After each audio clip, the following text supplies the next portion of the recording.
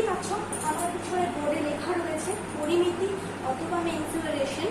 তো আজকে কিন্তু আমরা মূলত আজকে এই পরিমিতির উপর যা যা সূত্র হতে পারে সেই সূত্রগুলো নিয়েই কিন্তু এই ভিডিওতে আলোচনা করব। এটা শুধুমাত্র ক্লাস ভিত্তিক ভিডিও নয়, এটা কিন্তু যে কোনো কম্পিটিটিভ এক্সামের জন্য যে পরিমিতির প্রশ্নগুলো আসে তখন সূত্র না জানার জন্য কিন্তু আমাদেরকে ছেড়ে দিতে হয়। তাই এই সূত্রগুলো তোমরা একটা ভিডিওতেই পেয়ে যাবে। এই ভিডিওটা ভালো করে ফলো করো, তাহলে তোমাদের কাছে কিন্তু সূত্রগুলো ক্লিয়ার থাকবে, আর কোনো অসুবিধা হবে না। তাই খাতা পেন নিয়ে প্রস্তুত হও। আমি শুরু করতে চলেছি আজকে পরিমিতির সূত্র নিয়ে ভিডিও। চলো শুরু। দেখো, আমি প্রথমেই বলে নিই যে আজকে কিছু কিছু সূত্র আমরা জানতে চলেছি কোনগুলি পরিমিতির মধ্যে রয়েছে। তোমরা ক্লাস 9-10-এ যারা পড়ছো তারা জেনেই গেছো, কিন্তু যারা অনেকদিন আগে ম্যাথ ছেড়ে এসেছি এখন প্র্যাকটিস করতে হচ্ছে তাদেরকে একটু বলে রাখি যে আজকে কিন্তু আমরা পরিমিতির ওপরে 2D এবং 3D টাইপের যে চিত্রগুলো আছে বা ফিগারগুলো আছে সেগুলো সূত্রগুলো জেনে নিই। 2D কোনগুলো রয়েছে ফিগারগুলো? অবশ্যই 2Dর মধ্যে রয়েছে চতুর্ভুজ, যে কোনো ধরনের চতুর্ভুজ। চতুর্ভুজের মধ্যে রয়েছে যেমন ধরো আয়তক্ষেত্র, বর্গক্ষেত্র, ট্রাপিজিয়াম, সামান্তরিক, রম্বস, এইগুলো। এছাড়া রয়েছে ত্রিভুজ, বৃত্ত। ঠিক আছে, এইগুলো নিয়ে কিন্তু আমরা আলোচনা করবো 2D ফিগার। আর যদি 3D ফিগারের কথা বলো তাহলে 3D ফিগারের মধ্যে কিন্তু রয়েছে তোমার সমকোণী চৌকোণ বা আয়তঘন বা ঘনবস্তু, যেটাই বলতে পারো। সেটার মধ্যে আবার ঘনক রয়েছে আলাদা করে, সেটারও সূত্র জানবো।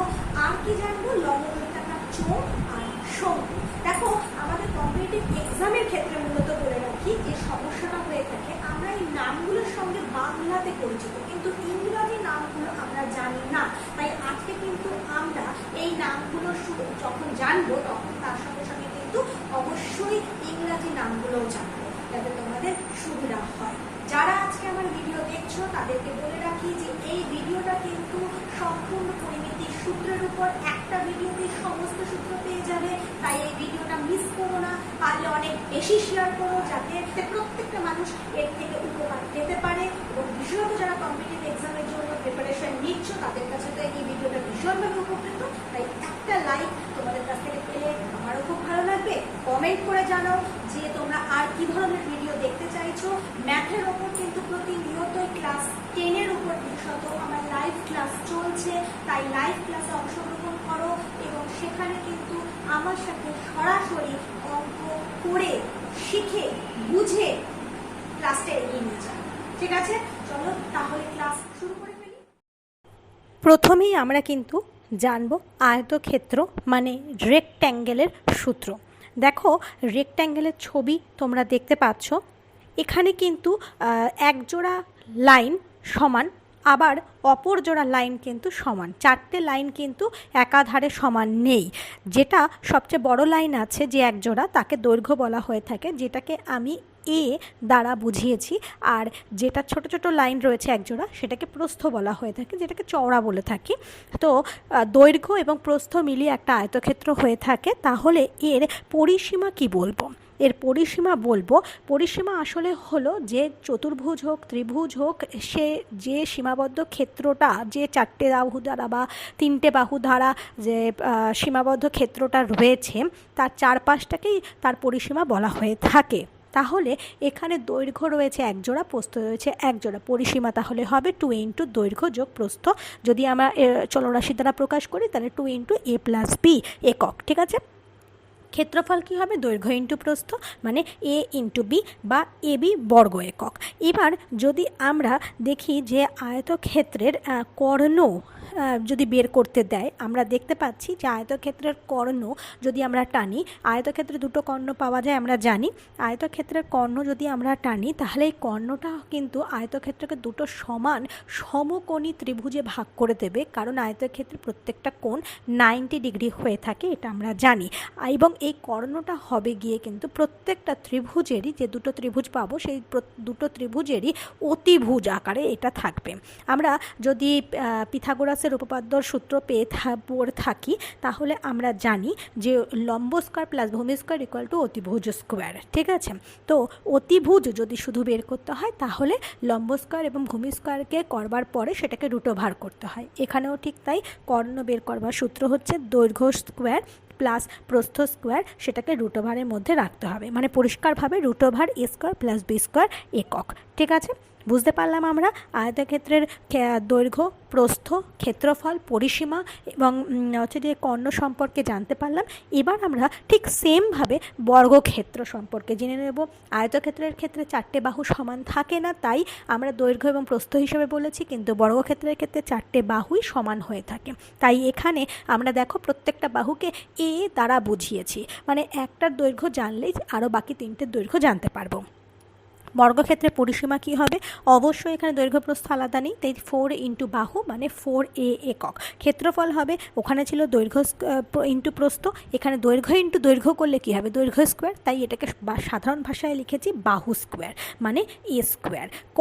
কর্ণর ক্ষেত্রেও ঠিক তাই, কর্ণের ক্ষেত্র রুট ওভারের মধ্যে এ স্কোয়ার প্লাস এ স্কোয়ার হবে, তো সাধারণ সূত্র হিসাবে কী হবে? a√2 একক। যদি কর্ণের সূত্র বলতে বলে আমরা সরাসরি বলবো বর্গক্ষেত্রের কর্ণ মানেই হচ্ছে a√2, এ মানে বাহু, √2। ঠিক আছে, এবার চলো আমরা দেখে নেব আরেক ধরনের চতুর্ভুজ। চতুর্ভুজে 4টে বাহু থাকে আমরা সবাই জানি, তো আয়তক্ষেত্র, বর্গক্ষেত্র, সামান্তরিক, রম্বস, ট্রাপিজিয়াম এগুলো সবই কিন্তু চতুর্ভুজের মধ্যেই পড়ছে। এবার আসছে সামান্তরিক, যেটার ইংরাজি রয়েছে প্যারালেলোগ্রাম। ঠিক আছে, এই সামান্তরিকের সঙ্গে কিন্তু আয়তক্ষেত্রের একটু মিল রয়েছে, কারণ আয়তক্ষেত্রের একজোড়া দৈর্ঘ্য থাকে এবং একজোড়া প্রস্থ থাকে।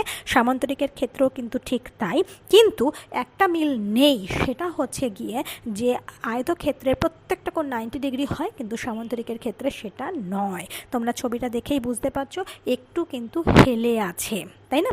আচ্ছা, চলো আমরা সামান্তরিকের প্রথমে পরিসীমা জানবো। পরিসীমার সূত্র কিন্তু সেম আয়তক্ষেত্রের মতনই, মানে 2 ইন্টু দৈর্ঘ্য যোগ প্রস্থ, মানে 2 ইন্টু a প্লাস বি। এবার ক্ষেত্রফলের দিকে যদি তাকাই, দৈর্ঘ্য ইন্টু উচ্চতা। এই উচ্চতাটা কোথা থেকে পাচ্ছি আমরা? উচ্চতাটা হচ্ছে সমান্তরাল বাহুদ্বয়ের লম্ব দূরত্ব আর ইন্টু উক্ত বাহুদ্বয়ের একটির দৈর্ঘ্য, এই দুটো মিলেই কিন্তু ক্ষেত্রফল। সমান্তরাল বাহুদ্বয়ের লম্ব দূরত্ব, ছবিটা আঁকলেই তোমরা বুঝতে পারবে। দেখো আমি যে ছবিটায় আঁকলাম সেখানে সমান্তরাল বাহুদ্বয়ের একজোড়া করে সমান্তরাল রয়েছে, তো সমান্তরাল যে কোনো একজোড়া বাহুর, তবে আমরা দৈর্ঘ্যটাকেই প্রেফার করব।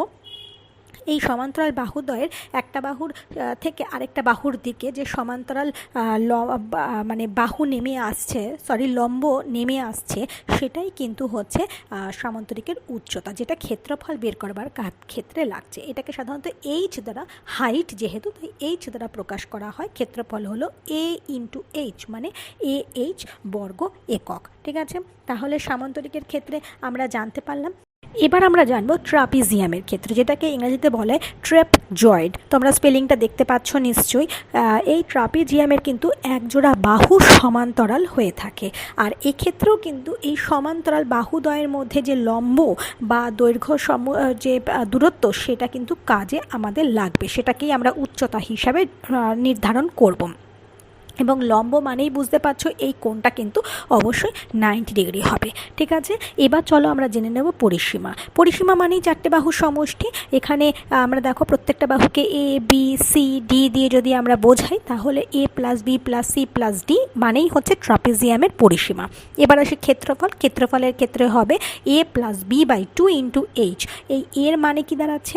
এর মানে হচ্ছে যে সমান্তরাল যে দুটো বাহুর মধ্যে আমরা লম্ব দূরত্ব নিচ্ছি, সেই দুটো বাহুকে আমরা ডিনোট করছি। ঠিক আছে, A plus B by 2 into H. ঠিক আছে, সমান্তরাল বাহুদ্বয়ের দৈর্ঘ্য সমষ্টি ইন্টু সেই বাহুদ্বয়ের মধ্যে মধ্যবর্তী দূরত্ব। চলো এবার আমরা জানবো রম্বস, যেটাকে ইংরেজিতে বলা হয় রম্বাস। ঠিক আছে, একই উচ্চারণ প্রায়, কিন্তু সেটাকে আমরা বাংলায় করে বলছি রম্বস। ঠিক আছে, এবার ছবিটা দেখেই বুঝতে পারছো অনেকটাই বর্গক্ষেত্রের মতো দেখতে, কিন্তু এটাও কিন্তু একটু হেলে আছে। বর্গক্ষেত্রের ক্ষেত্রেও 4টে বাহু সমান প্লাস প্রত্যেকটা কোণ 90 ডিগ্রি হয়ে থাকে, কিন্তু রম্বসের ক্ষেত্রে এই দিকটাতেই একটু সমস্যা রয়েছে, কোণগুলো কিন্তু 90 ডিগ্রি নয়। ওকে, এর পরিসীমা জানবো ঠিক বর্গক্ষেত্রের মতনই, 4 ইন্টু দৈর্ঘ্য, কারণ প্রত্যেকটা বাহু সমান মানে 4a একক। ক্ষেত্রফল হাফ ইন্টু প্রথম কর্ণ ইন্টু দ্বিতীয় কর্ণ। ঠিক আছে। রম্বসের ক্ষেত্রে যে দুটো কর্ণ আমরা পেয়ে থাকি, প্রত্যেকটা কর্ণ কিন্তু একে অপরের ওকে সমদ্বিখণ্ডিত, সমকোণে সমদ্বিখণ্ডিত করে থাকে, ঠিক আছে। তাই ক্ষেত্রফল বের করবার ক্ষেত্রে হাফ ইন্টু প্রথম কর্ণ ইন্টু দ্বিতীয় কর্ণ। ওকে, এবার আমরা চতুর্ভুজ ছেড়ে এবার আমরা দেখতে চলেছি ত্রিভুজ। ত্রিভুজের ওপর যে যে সূত্রগুলো হতে পারে সেই সূত্রগুলো আমরা এবার একটু দেখে নেব। দেখো, ত্রিভুজের ছবি তোমরা দেখতেই পাচ্ছ। এখানে ত্রিভুজ আমি বলে রাখি প্রথমেই যে ত্রিভুজের তিনটে ভাগ মানে রয়েছে, একটা বাহু ভেদে একটা কোণ ভেদে তিনটে করে ভাগ রয়েছে। বাহু ভেদে রয়েছে সমবাহু, সমদ্বিবাহু, বিষমবাহু, আর কোণের ক্ষেত্রে সমকোণী, স্থূলকোণী, সূক্ষ্মকোণী, এগুলো তো আমরা জানি। তবে আমাদের সূত্র যেগুলো লাগবে মূলত সেগুলো হচ্ছে সমবাহু, সমদ্বিবাহু, বিষমবাহু এবং সমকোণী। এই চারটে ধরনের ত্রিভুজের ওপর কিন্তু আমাদের সূত্র অ্যাপ্লাই হবে।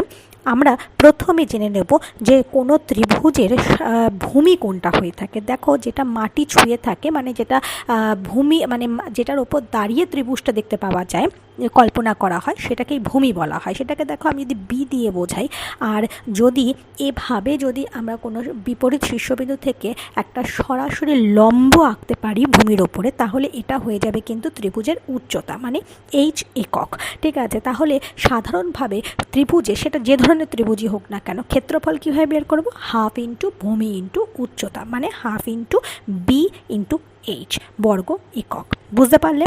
এবার দেখো, ত্রিভুজের ক্ষেত্রে আমরা বলেছি সমবাহুর ক্ষেত্রেও জানবো, সমদ্বিবাহুর ক্ষেত্রেও জানবো, বিষমবাহুর ক্ষেত্রেও জানবো। প্রথমে আমরা বিষমবাহুটা জেনে নেব। বিষমবাহুর ক্ষেত্রে কি হয়? তিনটে বাহু তিন ধরনের হয়ে থাকে, তিন ধরনের মাপের হয়ে থাকে, তাই আমরা সেটাকে এ, বি এবং সি বলে ডিনোট করছি।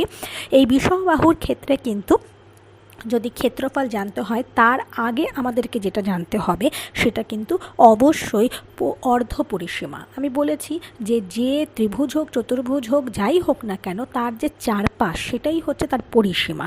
তো এই তিনটে বাহুর যে চারপাশ, সেই তিনটে বাহুর যোগফলই হচ্ছে পরিসীমা। তো এর অর্ধপরিসীমা, যেটাকে আমরা এস দ্বারা বুঝিয়ে থাকি, অর্ধপরিসীমা মানেই হচ্ছে a + b + c/2। এটা কাজে লাগবে, তাই অর্ধপরিসীমাটা কিন্তু আমাদের ইম্পর্ট্যান্ট। ত্রিভুজের ক্ষেত্রফল যখন আমরা জানবো, মানে বিষমবাহু ত্রিভুজের ক্ষেত্রফল, তখন কিন্তু এই অর্ধপরিসীমা কাজ করবে। কিভাবে কাজ করবে? √s into s - a into s - b into s - c বর্গ একক, ঠিক আছে। তাহলে বুঝতেই পারছো, ত্রিভুজের ক্ষেত্রফল, বিষমবাহু ত্রিভুজের ক্ষেত্রফল বের করবার ক্ষেত্রে কিন্তু অর্ধপরিসীমাটা কিভাবে কাজ করছে। এবার আমরা জেনে নেব যেটা, সেটা হচ্ছে সমবাহু ত্রিভুজের ক্ষেত্রে। সমবাহু যে মানেই হচ্ছে সমান, প্রত্যেকটা বাহু সমান, তাই আমরা দেখো প্রত্যেকটা বাহুকে এ দিয়ে প্রকাশ করেছি। এর ক্ষেত্রে দুটো সূত্র হয়ে থাকে, একটা হচ্ছে উচ্চতা, আরেকটা হলো ক্ষেত্রফল। উচ্চতা বের করবার ক্ষেত্রে সূত্র হচ্ছে √3/2 ইন্টু এ একক, ঠিক আছে। √3/2 ইন্টু বাহুও লিখতে পারো তোমরা। ক্ষেত্রফল বের করবার সূত্র √3/4 ইন্টু বাহু স্কোয়ার বর্গ একক, ঠিক আছে। আশা করি মনে থাকবে। সমবাহু ত্রিভুজের ক্ষেত্রে কিন্তু এই √3 কথাটা কিন্তু ইম্পর্টেন্ট, দুটো ক্ষেত্রেই রয়েছে। উচ্চতার ক্ষেত্রে রয়েছে √3/2 আর ক্ষেত্রফলের ক্ষেত্রে রয়েছে √3/4, কারণ ওখানে শুধু বাহু থাকছে উচ্চতার ক্ষেত্রে, আর ক্ষেত্রফলের ক্ষেত্রে কিন্তু ইন্টু বাহু স্কোয়ার। তো বাহুর বর্গ করছি, তাই নিচে উচ্চতার ক্ষেত্রে ছিল √3/2, তা 2 এর ক্ষেত্রে বর্গ হিসাবে। এইভাবে মনে রেখো, এটা আমি বলছি না বর্গ হচ্ছে, আমি বলছি মনে রাখার ক্ষেত্রে যে উচ্চতা আর ক্ষেত্রফলের সূত্রটাতে যেন গুলিয়ে না যায়, ঠিক আছে। চলো, এবার আমরা জানবো সমদ্বিবাহু ত্রিভুজের ক্ষেত্রে। কোনো সমদ্বিবাহু ত্রিভুজের সমান বাহুদ্বয় যদি প্রত্যেকটার দৈর্ঘ্য a একক হয় আর অপর বাহুটা যদি b একক হয়, তাহলে সেক্ষেত্রে আমরা ক্ষেত্রফল কিভাবে বের করব? b/4 √4a² - b², ঠিক আছে। বি মানে বলেই দিয়েছি যে তৃতীয় নম্বর বাহু, মানে অসমান বাহুটা, সেটাকে 4 দিয়ে ভাগ করব এবং √এর মধ্যে কি রাখবো? 4 ইন্টু সমান বাহুর যে কোনো একটা বাহুর স্কোয়ার মাইনাস অসমান বাহুর স্কোয়ার। এটাকে বিয়োগ করবার পর √ভার করে নিতে হবে, মানে বর্গমূল করে নিতে হবে, এবং b/4 মানে অসমান বাহুকে 4 দিয়ে ভাগ করে যেটা পাবো তার সাথে গুণ করে দিতে হবে। ঠিক আছে, এই সূত্রগুলো তোমরা যদি মনে রাখো তাহলে কিন্তু যে পরীক্ষাতেই আসুক না কেন, সেটা ক্লাস ভিত্তিক পরীক্ষাতে পরিমিতির ওপর যে কোনো প্রশ্ন হোক বা কম্পিটিটিভ এক্সামের ওপর হোক, তোমাদের কিন্তু কোথাও কোনো সমস্যা হবে না। সূত্রগুলো এক জায়গায় করে নাও, তাহলে কিন্তু একবার খাতা খুললেই সমস্তটা তোমাদের চোখের সামনে থাকবে। ঠিক আছে, চলো এবার জেনে নেব সমকোণী ত্রিভুজের ক্ষেত্রে কি লিখব। আমি এক্ষুনি বলে দিয়েছি সমকোণী ত্রিভুজের ক্ষেত্রে সমকোণ সংলগ্ন যে বাহুদ্বয় থাকে, মানে একটা লম্ব আর একটা হচ্ছে ভূমি, সেটাকে যদি আমি এ এবং বি দ্বারা প্রকাশ করি তাহলে ক্ষেত্রফল কিন্তু সেই একই হবে, হাফ ইন্টু লম্ব ইন্টু ভূমি। ঠিক আছে, এখানে লম্ব কথাটা বলছি যেহেতু সরাসরি একটা লম্ব রয়েছে, কিন্তু যখন আমরা প্রথমে সাধারণ ত্রিভুজের ক্ষেত্রফলের কথা বলেছিলাম তখন কিন্তু আমরা একটা উচ্চতা বা লম্ব দূরত্ব কেটে নিয়েছিলাম, কিন্তু সমকোণী ত্রিভুজে সেটা প্রয়োজন নেই কারণ সেটা অলরেডি আছে। ওকে, কিন্তু সূত্রটা সেই একই আছে, হাফ ইন্টু লম্ব ইন্টু ভূমি। ওকে, এবার আমরা দেখে নেব আরেকটা 2D ফিগারের সূত্র, সেটা হচ্ছে বৃত্ত। বৃত্ত মানে হচ্ছে সার্কেল। দেখো, বৃত্তের ব্যাসার্ধকে আমরা ন্যাচারালি স্মল আর দ্বারা প্রকাশ করি। যদি ব্যাসার্ধ আর হয় তাহলে ব্যাস অবশ্যই দ্বিগুণ, মানে 2r। পরিধি তাহলে কি হবে? পরিধি হবে 2π ইন্টু ব্যাসার্ধ একক 2π। এই পাই মানে হচ্ছে পাইকে সাধারণত 22/7 এই মানটাই ধরা হয়ে থাকে।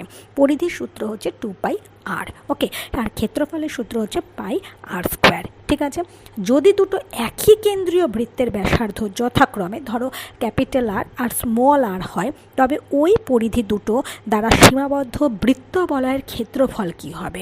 সেক্ষেত্রে কিন্তু হবে pi into capital R² minus small r² বর্গ একক। ঠিক আছে, এই সূত্রটাও কিন্তু অবশ্যই এর সাথে লিখে নেবে কারণ এরকম অঙ্ক কিন্তু অনেক সময় এসে থাকে।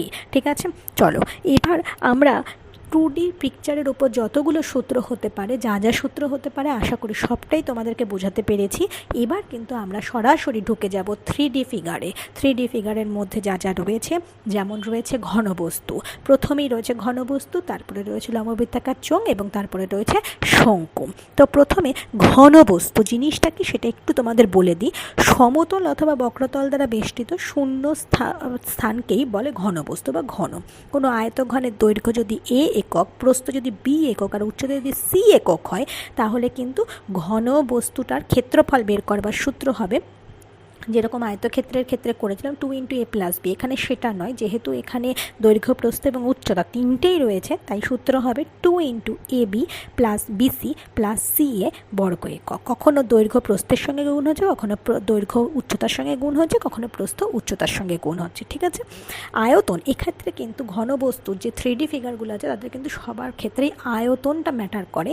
আয়তন হবে a b c ঘন একক, দৈর্ঘ্য প্রস্থ ইন্টু উচ্চতা। ঠিক আছে, এই সূত্রগুলো কিন্তু খুব ইম্পর্টেন্ট। ঠিক আছে, আগের সূত্রগুলো কিন্তু আমাদের অনেকটাই জানা, এই সূত্রগুলো কিন্তু ক্লাস 10-এ এসে নতুন পাওয়া যায়, তাই এই সূত্রগুলো কিন্তু অবশ্যই একটু মনে রেখো।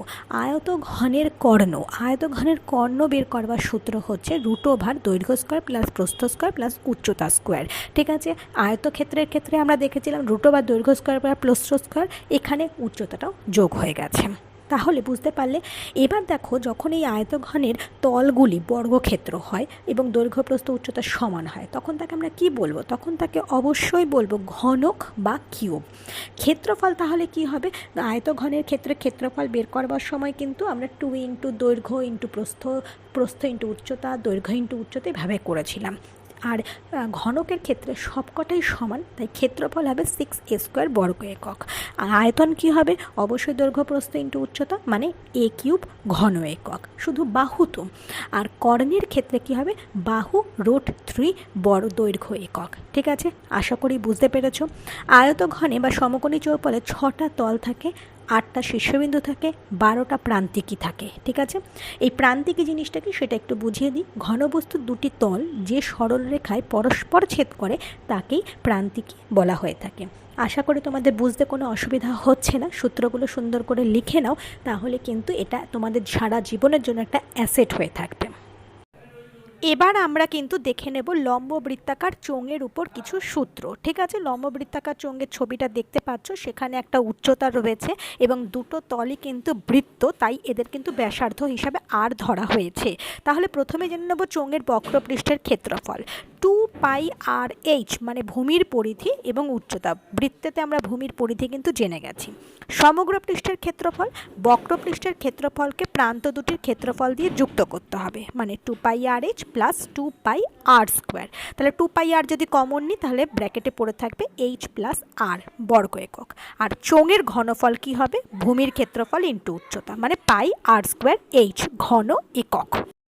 এখন আমরা জানব শঙ্কুর সূত্রগুলো। দেখো, মোচার অগ্রভাগ, লেখার জন্য কাটা পেন্সিলের অগ্রভাগ, এগুলো কিন্তু সবই শঙ্কুর মধ্যে পড়ে। শঙ্কুর যেরকম চিত্র হওয়া প্রয়োজন সেগুলো।